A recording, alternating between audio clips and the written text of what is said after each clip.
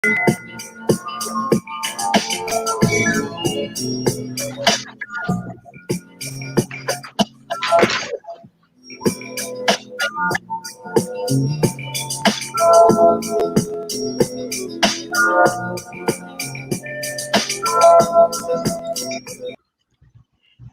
this is Shquestra, Voices from Wise Women. Thank you for coming. Today we have some beautiful women with us today, Gabrielle, and who I affectionately call Gabby, and Sherry from YWCA. So both of them are beautiful, beautiful women, have been in workforce and entrepreneurship. So we're going to talk a little bit about workforce and entrepreneurship. So I am Shquestra Satawi. So before we start, we always do our 30-second meditation to bring everyone into the room. I also pulled our cards for today. So our card for today says, I listen with love to my body's message. So your body is always speaking to you. So we have to learn how to listen to our body. All right. And then says from the calendar, it says, I do not waste time on negative thinking because I am focused only on creating more of what I want. So we have our messages for today. Listen to your body. Stop with the negative thinking. And now we're going to do our 30 seconds of meditation. Get started. All right. So I think everyone's got their mics muted, so we can start. All right.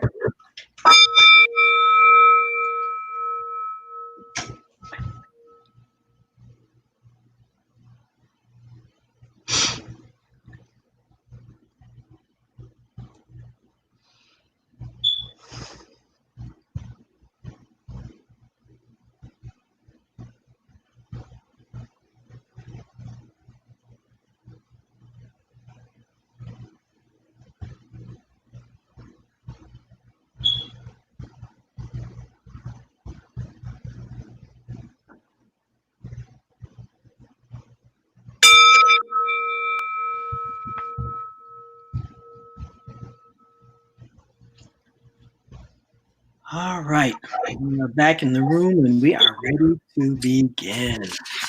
So we're going to talk about workforce and entrepreneurship. And we want to explore workforce and entrepreneurship because many women are working and are happy, but others are working for a company or organization but desire to move into entrepreneurship. And so some of them are afraid, some of them don't know what to do, but there is no judgment on it.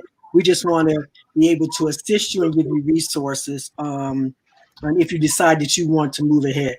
For me, I tried entrepreneurship and it was really good. Then I decided to go back to working for someone else because I didn't want to be bothered with all the stuff that comes with entrepreneurship. That's just me being lazy and who I am. But you got to know who you are and you got to get in, like fit in. So, there's no judgment on it one way or another. So I'm asking if you have any questions about entrepreneurship or workforce, we're going to do it. I think my concern now is a lot of people are out of work and a lot of people won't be able to go back to work because companies are closing down. So we have to really be able to say, if one decides to go back to work and you have to get a new job, what do you need to do to get back to a new job? Because I know Gabby has worked as the coach and also Sherry works as a coach before. And so we want to just kind of tell you some things you need to do if you're going back. So Sherry, you work with 50 plus, and I know it's going to be a number of women that are out of work and they're over 50. Yes. What 50 plus or wise women need to do if they're talking about going to the workforce and they haven't been have been on a job for maybe 20 years, and so now they're going to be going to work? What do they need to think about? So let me just say introduce yourself. I'm sorry. I am Sherry Gilmore. I am currently a manager with the YWCA for our Family Works program. However, workforce development has been my career for most of my career. So one of the last jobs that I did before I transitioned to the position I'm in now was workforce development for our economic empowerment department. And I managed our 50 plus program. And I want to say that there are a number of reasons why women who are 50 plus need to connect. There are a lot of reasons why they're not working and want to work. You know, you may have been displaced from your job. Maybe you retired and decided, you know, I want to do something more. You may have been incarcerated and now you are back in the workforce and you need assistance. Excuse me. You may be a grandmother like me and helping your family with your grandchildren. So there are a number of reasons why women want to go back to work, but most of us who are 50 and older, we're old school, right? And it's difficult for us to tap into what I call our superpowers, because we haven't looked for a job in a long time. So we haven't been in touch with what resumes look like. We haven't been in touch with how we should be interviewing, how we should be connecting, networking, and all of that.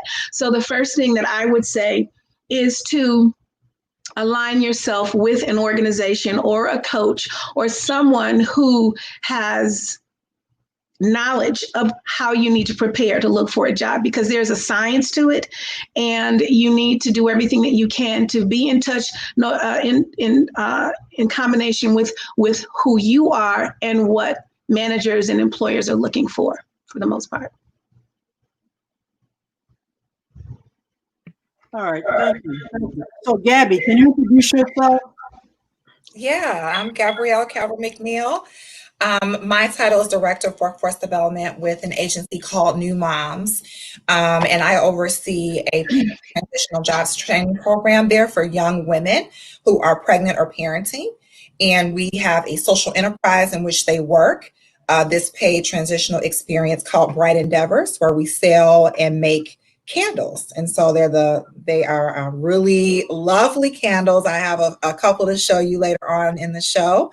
But in that program, we are really working with young women to help build those professional skills that employers are going to be looking for. And of course, show them something that they can do should they want to move into entrepreneurship. This is a way of working in teams, working on your executive skills, what you do well, mitigating any areas of weaknesses that you have also in your style of work. And so that's a program I've been doing for about 3.5 years now, and I've been in workforce development for about 10. So, Sherry, tell me what does the resume need to look like for someone who's returning? Because a lot of women have been in work, like I said, 20 years or whatever. Mm-hmm. And they have to do a resume or know how to upload or email. So can you give me some tips if they're going to be working on their resume? What does it look like? Like one time I had a chronological, but now I have a functional resume. Yeah, it can be either or. It can be functional or chronological. Employers prefer functional resumes because it directly connects you with what your skill is and what company you did that skill or you performed that skill. So, but either is fine. It shouldn't be more than 2 pages long, and there should not be any personal information on your resume. Really stick to what your skills are, what you're capable of doing, what you can offer, because when an employer looks at a resume, it's much like when you're shopping, right? You want what you want. You're making an investment in your dollar. So when an employer looks at a resume, they're looking at what you can bring to the table. They're really not interested in what you want for the most part. And the mistake that a lot of people make is in the beginning of their resume when they put an objective, which I don't particularly care for, but in the objective, they're always usually people talk about what they want and what they need and what their expectation is. But from an employer's perspective, none of that matters. What they're looking for is what you can bring to the table. So my suggestion is that maybe not have an objective, but have a career summary or a brief synopsis of what your skills are and what your talents are and what you can bring to the table. And also, you want to be able to relate what you do to what they're looking for. So take a very strong look at the job description and what the employer wants, and then begin to think about and match what you have to what the employer is looking for, and then incorporate a synopsis or a brief story on what your skills are and how it relates to that job. Thank you. Yeah. So Gabby, for young women that are going into the field, a lot of times they say, well, I don't have a lot of skills, or I don't have a lot of work history. How do you work with the young women? Yeah, so for young women who don't have a lot of that work history, what we do is try to emphasize things that they've done in our program to build a resume because it does count as a job for them. So that is most of the time actually the only job on their resume. And so we highlight the skills and things that they've done on the job with us in their work at Bright Endeavors. And we also not an objective, but like a summary of qualification section in which we're maximizing that particular area on their resume to really the customer service skills they learned, the business skills that they learned, the leadership skills that they developed, the time management skills that they are now strong at because of what they were doing with us. So it kind of beefs up the resume a little bit and tells a little more about that person's core soft skills, which employers are going to be looking for and frankly are a little more concerned about when you are hiring young people. Sometimes are biased that they're inexperienced or they won't, they'll be on time or they'll have performance issues. So we really want to put the employer at ease, if you will, with that section that really describes their strengths and abilities. And for those that may have little work experience and maybe they just came through to do some of the job search pieces of the program and not actually gone to Bright Endeavors, we talk about their school experience. And so the education then goes to the top of the resume if they're in post-secondary education tracks, training tracks, and that's the part that we maximize instead. Cool. So, Sherry, can you talk a little bit about networking and how important networking is? It's everything. Because most people who find a job, it is through networking. Much of what you see online is what you see online. But if you want to network, if you really want to find something that's conducive to what you're really looking for, then make sure that you are a part of LinkedIn. Make sure that everyone knows that you're looking for a job. Call your past employers and your past coworkers and let them know that you're looking and what you're looking for so that they can look out for you.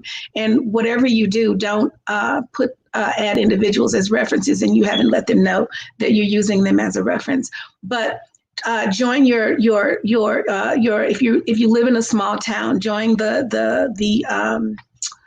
any community centers or commerces or committees that know who your alderman is. Do some volunteer work so that people know who you are and what your skills are, and then they can refer you to other people.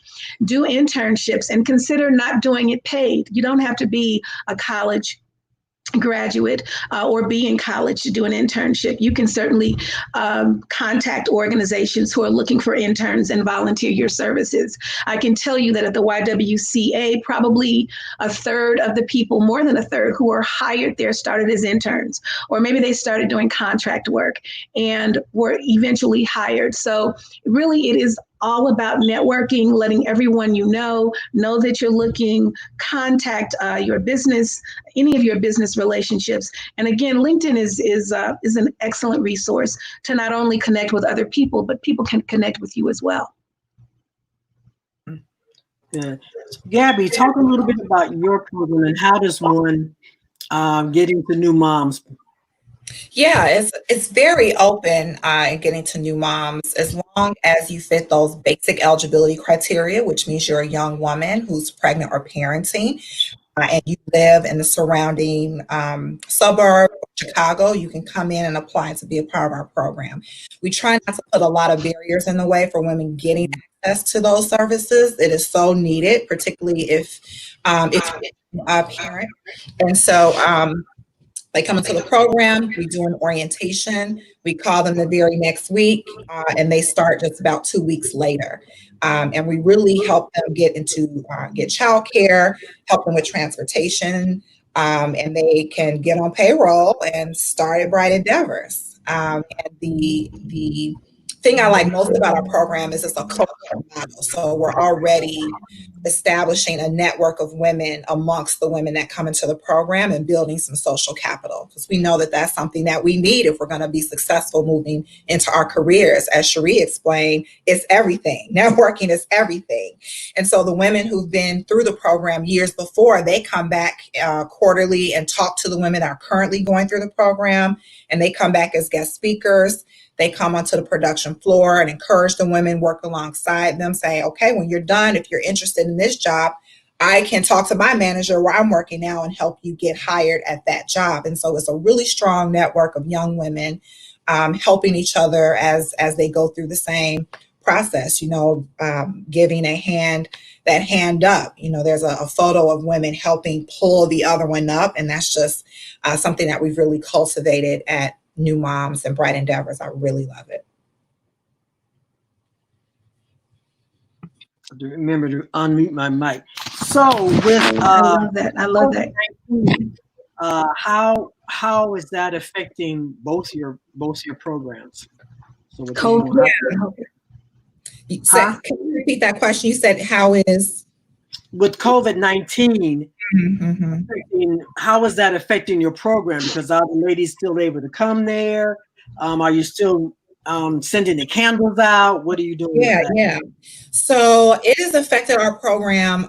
Initially, it shut everything down, right? Because we had up to about 20 women at any given time at Bright Endeavors working on the floor. And it's not the largest space, but it was comfortable enough for us to work and get things done and get the candles out. When we first went into shelter in place orders, everything got shut down. All the women had to remain at home. The staff had to remain at home, but we shifted our programming into electronic form like today. So doing Zoom meetings, because we also have financial capabilities coaching. We do the job search strategies. We do parental support groups. And those things were happening in person throughout the program time. But instead, we shifted online, did some of those core components. And I'm going to say in the beginning of June, we started trickling participants back onto the production floor. So we are back up and running. We are still meeting sales goals, interestingly enough. And some of the leadership staff like myself and the director over at the social enterprise were going in, shipping things out while the moms were at home, because we still wanted to make sure they got paid, because they signed up for this experience and this occurred. It was unfortunate, but we didn't want them to have to suffer those financial consequences. So we kept business afloat, just meeting because we had enough inventory to really meet the needs that were coming in for orders. So we were just there shipping, packing things up, taping things out, shipping them out. While the participants were at home. And then once June hit, we were able to bring them back in a socially distanced fashion. So we can, so now we have kind of a staggered shift so that we can still serve up to about 15 women now at one given time, but they're in staggered shifts so that no more than 7 or 8 are there at the same time, trying to limit it to no more than 10 people on the floor, and that includes staff. Mm-hmm. Okay, that sounds pretty good. Do you ship your candles? Can you ship them to me if I order some? Girl, I'm gonna ship you some candles now. Those candles are oh my God, they're so wonderful. So we're definitely gonna have your. I love them. I have my Chicago one burning right now. We have one that has like the Chicago skyline. One of my favorite ones that we sell. So I love this one. You guys just go online and check us out. Okay. And you have, I think, a calm one. Isn't there one that's called calm? Yes, that one. We have them in like different type of scent families, if you will. Mm-hmm. So honey. We have that's a good one. With patchouli, I think was your favorite. Yeah, that was lavender.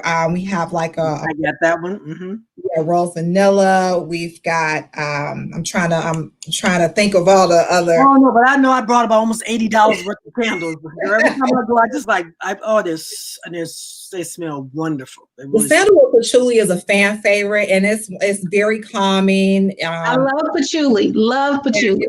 Yes. Just put you in this calming mood and mode, and Yeah. you can burn it anywhere. It's great in any room in the house. But that's definitely a fan favorite. Right. I have to get some of that. So, So, Sherry, you have a program, but you're also an entrepreneur Yeah. yourself. So, how has this COVID-19 affected your program and the business that you have?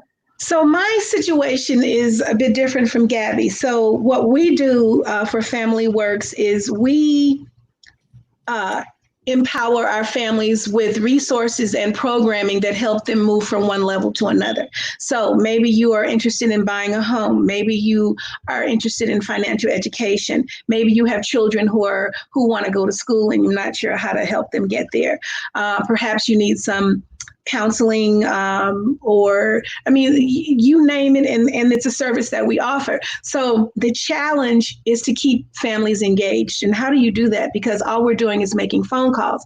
But what I've told my team is that you really have to be creative in how you engage. When the phone rings, you don't want a family to say, "Oh my God, they're calling again." You want them to be excited that they're calling because you're going to be offering resources. So I've challenged everyone on my team to find out what's happening in communities. What are communities offering? In terms of food, PPE, equipment. Summer is here. People are wondering what they're going to do with their children, and there are actually virtual programs out there for children and for families. And so it's our job to make sure that they know what's happening in their neighborhoods. An example would be we just received 450 boxes of produce. And so we were challenged to call as many families as we could, and we made deliveries. We still are not doing face-to-face. So a lot of the work that we do is, as Gabby said, we're doing Teams, we're doing Zoom, we're making lots of phone calls. We have a summer program, employment program for youth. And so most of them who are in the program who need computers, we have to drop those off to the families. And of course, we're practicing being safe, but it's a way to connect with our families. Even though we're not doing, we're not meeting and doing face-to-face, we're still dropping things off, having conversations, being in touch to make sure that they know what's available to them. So it is challenging. Yes, we are in, as people like to say, an unprecedented time.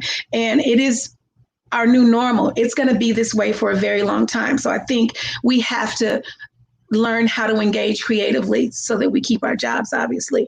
But in terms of entrepreneurship, I would encourage anyone with a side hustle, anybody that has some business that they do on the side where it brings them extra money, find out how to make that business grow for you, which is what I did. I had worked at a company for 15 years, and I was in sales. It was straight commission, and I was completely and totally burned out, didn't know what I wanted to do.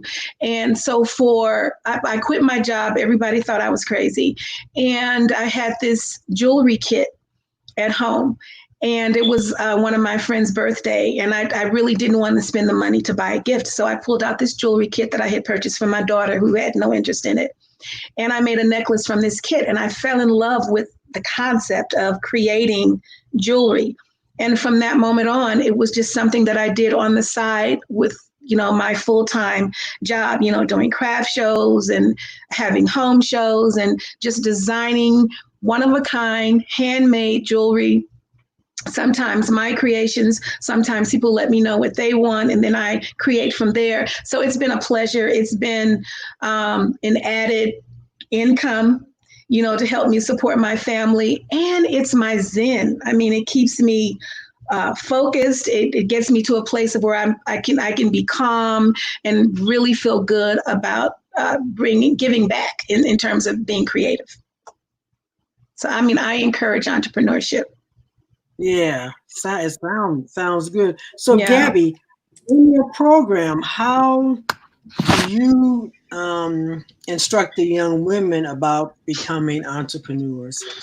Is there a program that you have? Is there a curriculum that you use? Yeah, we have a partnership with other women who want to give back and want to be engaged in our program. They know the work that we do. And so we have the day doesn't matter, but about once a week, we have guests come in and engage the women on different types of training tracks or I would say industries that they have gone into. So, for example, the last couple of weeks, we had a nurse who was in healthcare to come and talk about how she got her start and how she stacked her credentials to get to where she was. This past week, we had a woman who was in IT. Who said, this is how I went into IT, but this is also some things I do on the side and how I got started. This is, we had women who had their own business. So someone who was in fashion, she came in and said, hey, this is how I got into fashion. This is how, I set up my online boutique. We had another woman who was a hairdresser who came in. And so every week we have a woman, and we rotate because we have a rotating cohort and we have a 12-week model. And so we rotate the women and rotate women in and out based on the participants that are in the program at the time and their interest. So we have a whole network of women that come in, share their experience, and then are paired with mentors from there to help them with the next steps that they're going to need to do to meet their goal, whatever that personal and professional goal is.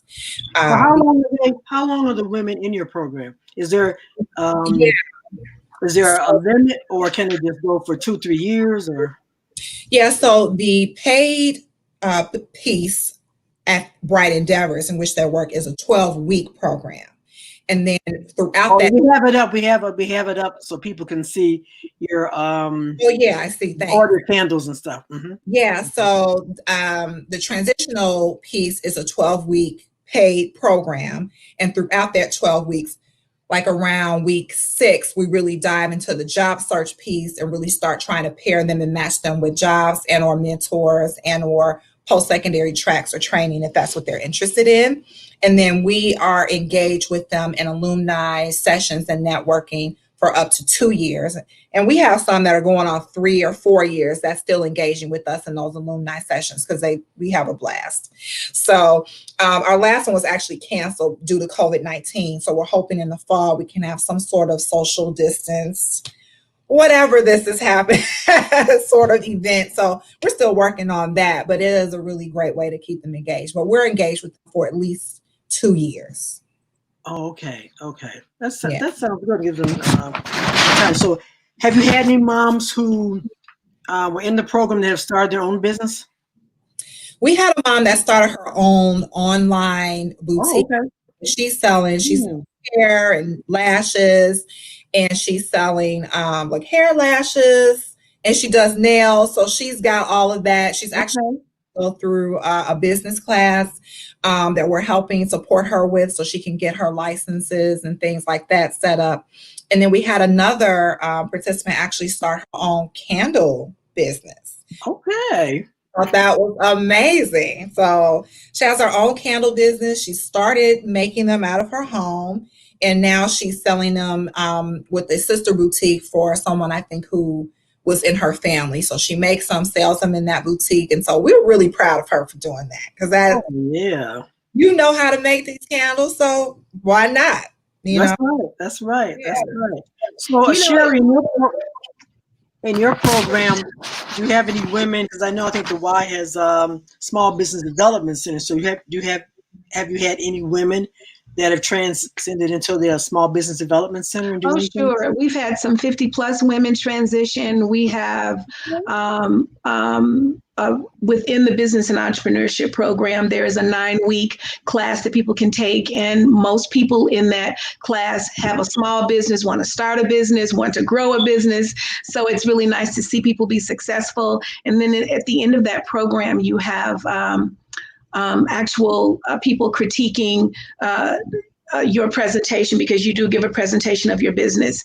And some people walk away with contracts and with potential business with customers, things like that. So I would encourage anyone. I was going to say, when Gabby was talking earlier, it isn't that difficult to knock on a few doors in your neighborhood and introduce your product and say, would you be willing to sell my product? I certainly did that and found it very successful. So it's very encouraging to see people be creative, kind of look at what they've created and take it out into the world and introduce it to people and have people be excited about it and say, yeah, sure, I'll put this and I'll display it in my store and try to sell it for you. So kudos to people who want to do that. Yes, and I think to be an entrepreneur, people have to realize it's long hours. It does mean you do your own marketing. You have to be out there and be able to present yourself. So in your programs, do you talk about marketing? Do you talk about presenting yourselves? Gabby, do you do that in your program? Yeah, we actually have some courses that we do, and these are also contextualized lessons as well, because we also want to support them in moving forward in said business and or education and training. So we do contextualized lessons around customer service, around quality control, around business one-on-one, things that you're going to need to be successful if you do decide to open up your own business, or this is what all the work it takes to move into your own business or enterprise, if that is what your goal is. So they leave with a really good handle on what this is going to mean for me, and how I can be successful in this if I move forward. I really think that's key in being successful. You first have to know how to conduct business, how to be professional. What does customer service mean? When you tell someone you're going to do something, you really do have to follow through. When someone says that they have an interest in something that you do, follow up with them, send them a note, start a conversation with people. But I think the key is to first understand business and know that your word is your bond, and you have to have excellent customer service if you want to be successful. So that is key. Right. Yeah. And also, tell me about your marketing plan. What are your marketing plans? Sherry, what do you do for your marketing? Do you do Instagram? Do you do Twitter, Facebook? I'd like to say I do all of those things, and that is the next step of my own personal journey, is to Twitter and to be more present socially in social media, because I haven't been, because I've had my own personal success with, returning customers and having shows here and there, and then doing craft and having repeat business. And so I am in the process of building a website. I had one some time ago, and it fell by the wayside because I got so busy. And there are different sites out there that help you rebuild a website. So I am in the process of doing that, as well as I said, getting more involved with social media. But for the most part, David Johnson's on here talking about what beautiful jewelry you make, and I know you repaired some things for me. So thank you you, do. Deborah. Yeah, it's a love. It has to be when you're working with it, for sure. Gabby, for your new moms, do you do the marketing? Do you do Twitter, Instagram, or? Yeah, we have someone on staff that is over the marketing for the business. And so she uses all those social media platforms, Instagram, Facebook, LinkedIn, Twitter. So we use them all to really the work that we're doing, and also the beautiful candles that our participants are making every day. And also it's an inside look and the day in the life of what it's like to work at Bright Endeavor. So you'll see pictures of them making the candles, of them doing certain workshops and activities. You'll see them in there. They have beautiful uniform shirts that have inspirational messages on them. So you'll see shots like that. So follow us on Instagram if you're not already. So that's, I think, at Bright Endeavors is where you'll see those things and the engagement with the participants. So are you going to be expanding, or are you just going to stay with the candles, or are you going to go into soaps or anything like that? Or? Yeah, so we are really just trying to focus on what we're doing right now, particularly since things are so unpredictable with COVID-19. We also do partner with area businesses around their candle productions as well. So CB2, for example, is one of our biggest customers. And so they have a candle line in which we pour their candles for them and sell them under their brand. They give us a little shout out, like on the little label at the bottom. But here's an example of one of those that you can find on CB2. So we produce these for them. You can find this on their website. and see a little bit about our program. We partner with area boutiques who also want to sell under their brand name, but we do the packaging and prep for them. So we do also bath salts and reed diffusers with some of the same scents that we have ourselves in-house. We also do. Wait a minute, you said you do diffusers? Diffusers. Yeah, we have diffusers that we CB2 under their brand, but we make the diffusers. Same thing with bath salts. We make bath salts in-house, but we sell those under the brand Teak and Twine and Little Market. And so those are some of the things that we're doing, really trying to satisfy our private label customers during this time also, and continue to refine and build our own candle brand and that following. So we're just really trying to amplify those efforts right now before adding more. So, can I get those bath salts from you, or do I have to go? Shquestra, you are at least a text away. Please stop, girl. You just text me. I'm trying to get my. I got you. All right, but send some stuff in because that sounds really good. Definitely want to do that. Oh, they smell so good. Oh my God! Oh, they smell so they're pink, and you can see the rose petals and Yes. Oh my God. So, Sherry, tell me a little bit. So, how do you plan on growing your business, your side hustle? Are you planning on growing it? Are you going to stay where you are, or is there something you're going to be adding to your line? Well, I definitely need to grow it. I don't know what's going to happen in the business world. I need to look out for myself. I don't know with COVID and even before COVID, you really do need to plan for your future. All of us do, because we can't count on anyone other than ourselves and God, obviously. But I think that for me, I'm starting with my website. I'm working on that. I am actually putting a marketing plan in place right now so that I can grow bigger and better. And I do have partnerships with a couple of stores. We haven't quite gotten there yet in terms of the logistics, but I'm working that out as well. So yeah, I am planning to move forward so that I can get bigger and not count so much on one paycheck. I think it's a must. It's a must. Side hustles, I think, are definitely something we have to really look at in terms of being able to have more than one streams of income. It's true. I mean, and I think, Gabby, what you're doing with these young women is amazing, because it probably instills such confidence in them. I mean, they're actually part of a business, and you guys are reaching out to other businesses, and I think that they can only go up from a program like this. I really do. I wish, I wish there were more programs like that where our young people could have more hands-on experience, and from beginning to end to see something to fruition that they've actually been a part of. Yeah, thank you so much. I do have to shout out the YWCA, which is where I got my start in workforce development, and a lot of the things that Shquestra and I worked there together and kicked off that program. With other two women, and some of the things that we did there are things that I'm embedding today in the program. I don't feel like I would have been able to do that in the way that is being done without that experience and without being with other women. Just the way that we coached, the way that we thought about, we were just very intentional. We were very trauma informed. And so all those things are happening at New Moms, really because of that foundation I had at the YWCA. So I do have that shout out to the YWCA.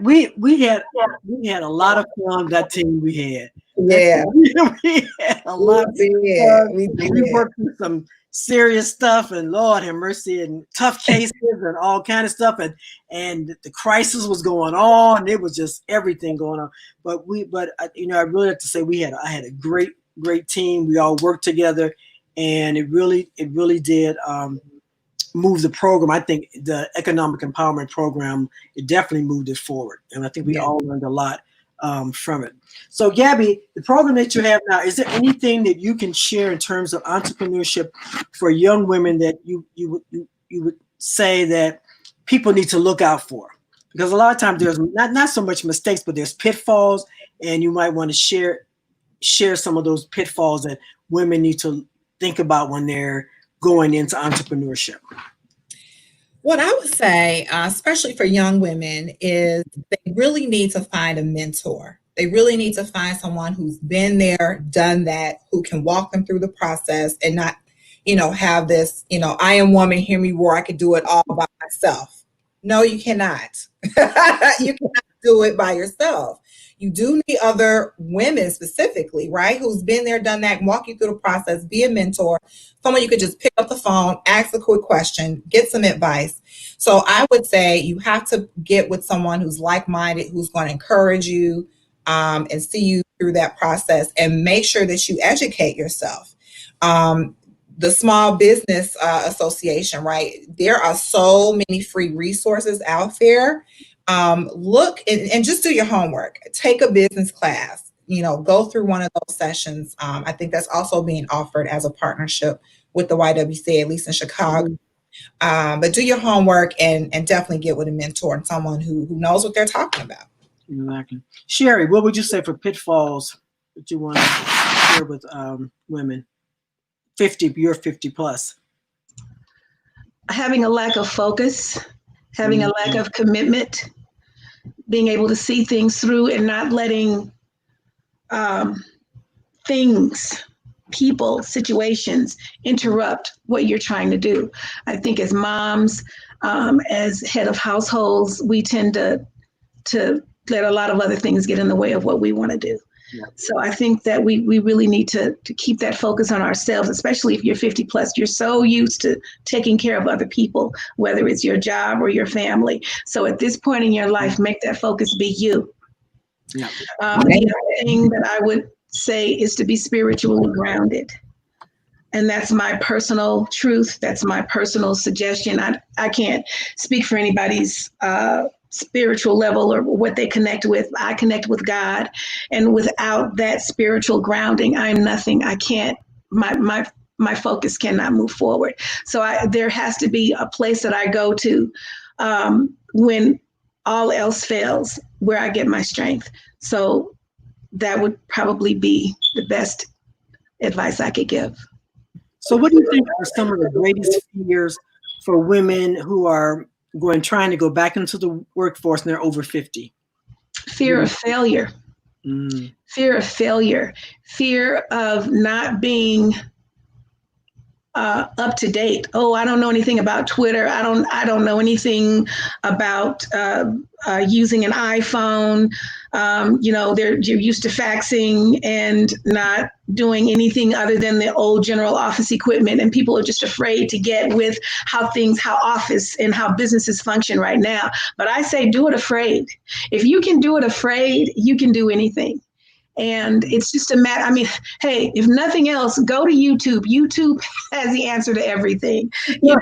How do I tie my shoe? I don't care what it is. You go to YouTube, you can find it. So, fake it until you make it. If it's a lot of times in situations, if someone will, ask me to do something and I don't know how to do it, sure. What's the deadline? And then I research, I go wherever I need to go to find out how to do it. You don't need to know, I don't know how to do it, but I will find out how to do it. And then of course, I'm never afraid to ask questions or to say, I don't know, when I really don't know and I can't find an answer. So I think that, honestly, if you just do it afraid, do everything that you need to do to get to where you want to be, and you'll be okay. Yeah. Gabby, for the young women, what do you think their fears are? The young women, their fears are that things are just too far ahead. Like that's going to take forever for me to do. Why even try? I'll never, that's going to take. And I said, the time is going to pass you by no matter what you do with it, right? It could either pass you by with you taking small steps towards these goals along the way, or you wake up 10, 20 years gone by and what you thought would take 10, 20 years still didn't get done because you didn't put forth the effort. And so they're just afraid of that. They're afraid of being unsupported. They're afraid of, failing. The same sort of fears. They're a little different, right? But they're afraid, like, I have these kids. I'm trying to juggle all these things. I don't know what I'm doing. I don't know how to do it. They just need the tools. They also need to be able to see beyond a little bit. And it's really hard when you're in the middle of the storm to see above. And so that's where the network of women can come in, pull them out a little bit, give them the bird's eye view. And it is hard to do when you are, living in scarcity and there's a lot of trauma going on. You just can't, everything looks cloudy. And so helping them eliminate some of these barriers with some of the tools and things that we have in place can help them see a little bit better. Like, you know what, you're right. If I take these small steps, I can get to that goal. I can achieve that thing. And so we have these weekly goal setting sessions on their first day back at work. And so they can set a goal and take it little bites at a time. Just set a weekly goal instead of setting these long-term goals, and they can kind of see how those small steps can help them towards their goal progression. Is something they can exercise once they leave the program. So I think that is what I would say about that. So how can the sisters in the community support, because we're from one extreme to the other? So Gabby has the young, and then Sherry has the older. So how can we support both the women? How can we support the older women? How can we support the younger women? What is it that community sisters need to do to support them? I think it's the same on both fronts. I mean, it's all about respecting one another, mentoring one another, helping one another. If you can give someone a hand, if you can give someone advice, if you can mentor someone, that really is what it's all about. If someone comes to you and they need help and you can help them, help them. I think that's what we're all here for, to make sure that we can help somebody else. I mean, it's like I tell my grandchildren when they don't want to help one another, and I remind them, someone helped you when you didn't know how to do this. So it's important to have that understanding that it's about paying it forward. It's about giving back. It's about lending a hand. It's about encouragement. It's about empowerment, and we can all do that for each other, to each other, I think. I would agree. I would even say that younger women and older women are perfect pairs. Yes.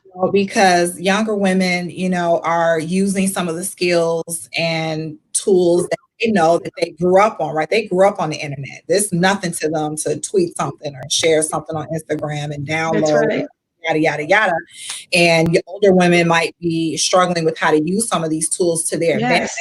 Yes. And they can also share that knowledge that they have around business or just life things, right? Right. They're just perfect pairs in that way. I need advice on how to interview, or how to speak about my skills, or how to exude confidence, which older women over 50 usually have. And that's something that they can, hand to them on well, this is what you do, and this is how you speak. And so they're just perfect pairs in that way. And you need to be together to be able to meet each other's needs in a way that can propel them both forward. And so I love when older women come into the program and say, I really want to help, but I really need a little help with how you all are using these tools. I'm like, well, share you with, participant A. She's going to show you how to do that, and you work together to do this. So that works great in programs like that, or programs like the Women Over 50. You know what? I think that's a brilliant idea, to have programming where you bring young people and women who are 50 plus together, and we, showing one another how to do different things. Certainly a 50 plus woman can give great advice on how to function in the workplace, because, understanding email protocol, understanding how to answer the phone, understanding what the real meaning of customer service is, because that doesn't exist any longer. So those are valuable tools that older women can bring to younger women. And of course, technically speaking, technology, young people are so way ahead of us, old fogies who are still trying to catch up, right? My grandchildren, they program my phones, that, they can do so much of what I cannot do. So I think pairing the two is a perfect match. And I wish we had more programs like that. We need to. And Pam was, didn't know Pam, but she was saying we have to learn how to package and articulate our value, women over 50. And I think, Sherry, you talked about that because sometimes we'll have women come in and they want to do their resume and they're like, well, I haven't done this, I haven't done that. Right. They ran a household. They've, had foster kids. They have all these things, which means you do know how to organize. You do know how to have a budget. And so we just have to kind of talk about what they do and then package it in a way that they can use that on their resume. And the same thing with younger women. Yeah. They don't have a whole lot, but they babysat, 5 and 6 kids at one time, and maybe their mother wasn't around, so they had to get the food and they had to figure it out. And so they do have those skills. They just don't know that they have those skills. Right. And it's about helping them articulate that you are organized, you are strategic, you do know how to plan, you do have good time management skills. And so, yeah, they may not look at it in that way because of how they did it or what they did, but they have it. And that's the beauty of these types of programs, to help people connect with who they really are. And yeah, you actually do have that skill. So let's help you articulate how to articulate that to an employer so that you can get the job you want. Exactly. Mm-hmm. And I also tell people, when you have different programs, and sometimes certain things don't gel with you, and it's okay to find another program. Because sometimes people are like, well, I went to that program, it didn't work. Okay, so that was that program. But this is what we're offering here. And sometimes you may not, the coach that you're assigned may not be the coach. Maybe you have to find another coach. The same thing, it's like when you go to the doctor. You may not like a particular doctor or lawyer, whatever it is, and then you find another one so you can gel, or a psychologist. So it's important, I think, to lay that out and give people options. I think that's most important, to give people. It's a relationship. It's a relationship, right? Every relationship doesn't work, right? Yeah. It's much like that. I know about that. I always tell people who are looking for a job, it's much like dating, or meeting someone in a new relationship. Sometimes you meet people right away and your first instinct is to just, yeah, this is great, I really like this person. And then down the road, you realize, maybe not so much. But then it can work the opposite. You prejudge someone and you don't like what you see or hear that first time around. And then after you get to know that person, you're really happy that you gave them that opportunity. So, you have to open yourself up, to mistakes, to learning and growing, and leaving yourself open for new things to happen. Exactly. And even with entrepreneurship, you're going to have some falls and different kind of pitfalls and things happen. And so you just can't say, oh, well, I just do it and walk away. You just got to figure this out. Because it's kind of like a baby walk.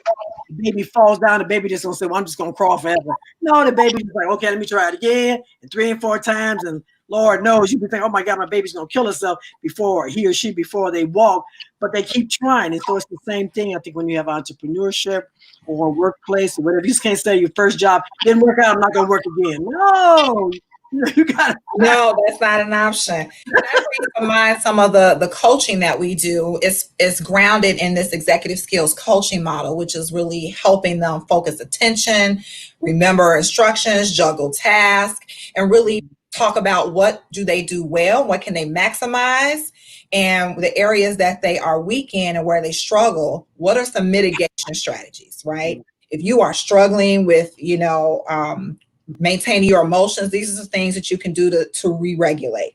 If you're struggling with time management, these are some things that you can put in place to help mitigate where that struggle is. If you have trouble remembering things, these are some things that you can put in place to mitigate that. And I think Pam's comment that just came through a few minutes ago gets to that as well. Advantages in the job market for us are really how we organize and multitask and able to code switch, right? Because that's also important, right? In this environment too, where we're having lots more conversations around diversity, equity, and inclusion, they have a uniqueness that they can bring to the table in the employer, particularly if they are keen at explaining themselves and saying, these are the areas in which I'm strong and I'm going to do really well in these areas.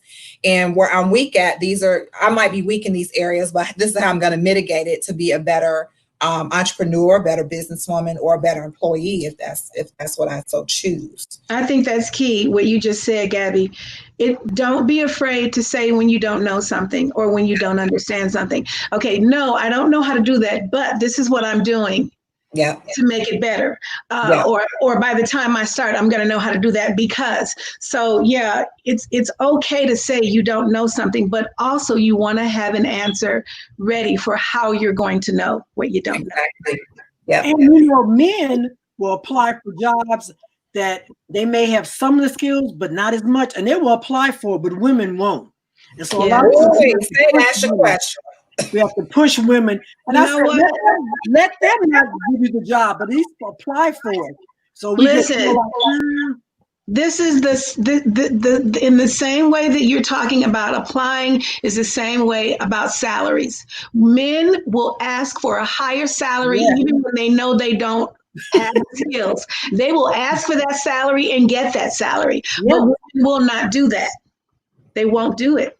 You're So so we have to right. talk about We have to be women have bold. to learn how to negotiate their salaries and even time off and all those different kind of things. We have to learn how to negotiate and don't blink when you say it. Because I've seen people go in Right. and say, "This is Listen. what I don't get it." I remember when I took this position at when I worked in higher education as the director of career services, and I had not worked in that field, and so I lowballed myself. And later on, 6 months down the line, I'm talking to two other directors. We all do the same job, and I find out that they're making much more than me.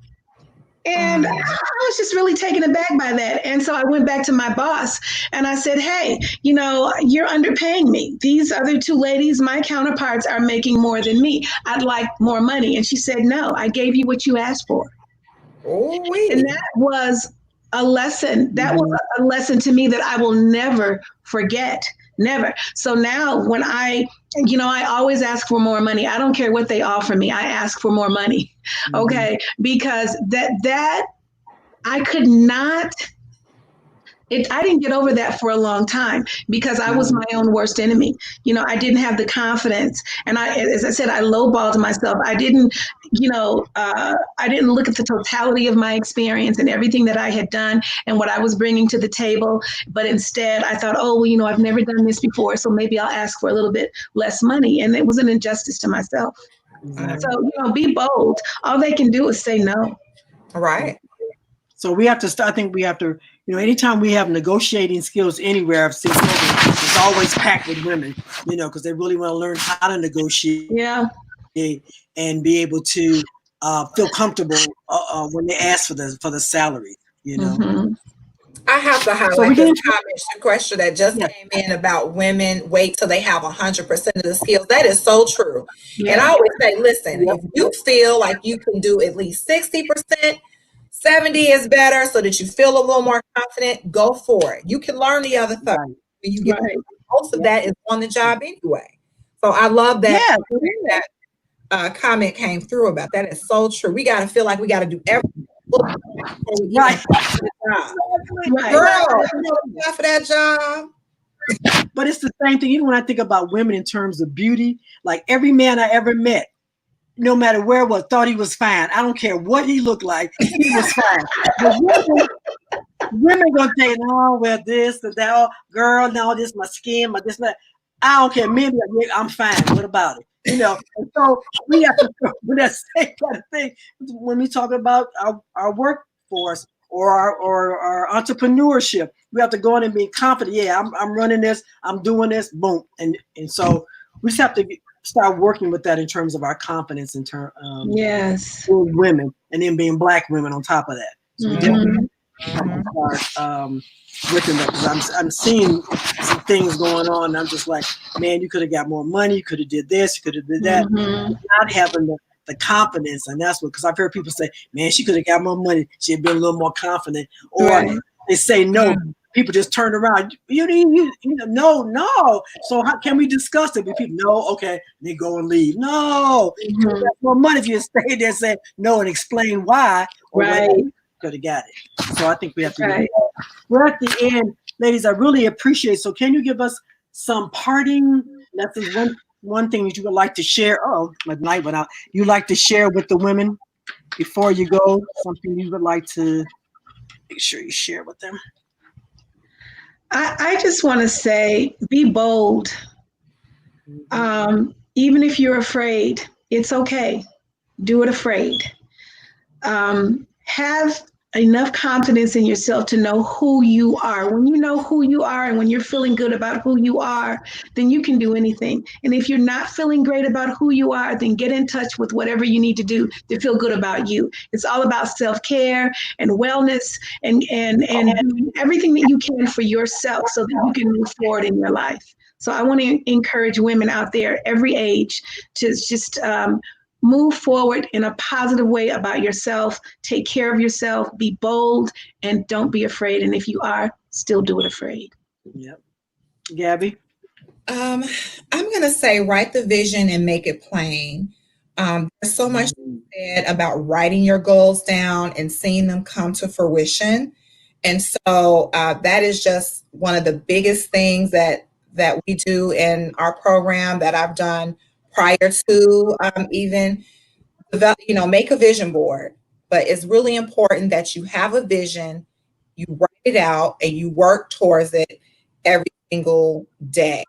If you get off track, get back on the next day. But you got to get in line and think about some of the small things you can do to make those small steps towards your goal. You'll get there. Yeah.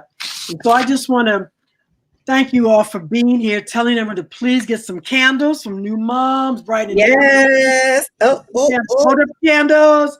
Sherry, do you have any jewelry, anything? I do. I'm going to show you one piece. I don't know if you can see it. It's one of my African pieces. Can you see this? Yes. Move it over a little bit more in the center. Okay. This is nice. Here. This is an African cross that is handmade, and the beads are bone. Nice. These are handmade African beads as well, and they are. I have several fired cracked pieces here. I don't know if you can see it, how well you can see it, and all of my jewelry is one of a kind. It's handmade. My clasps are sterling silver. This cross happens to be made in nickel, but I design whatever people like, and I design what I like.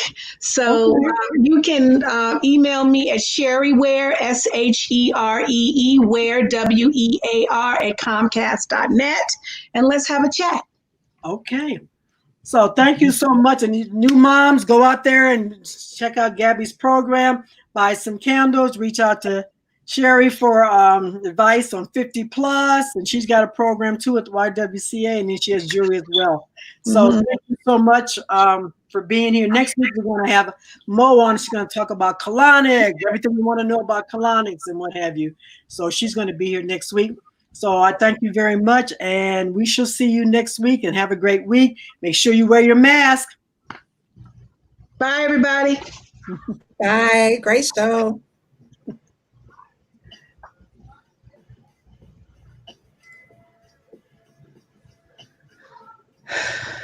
My African pieces. Amber.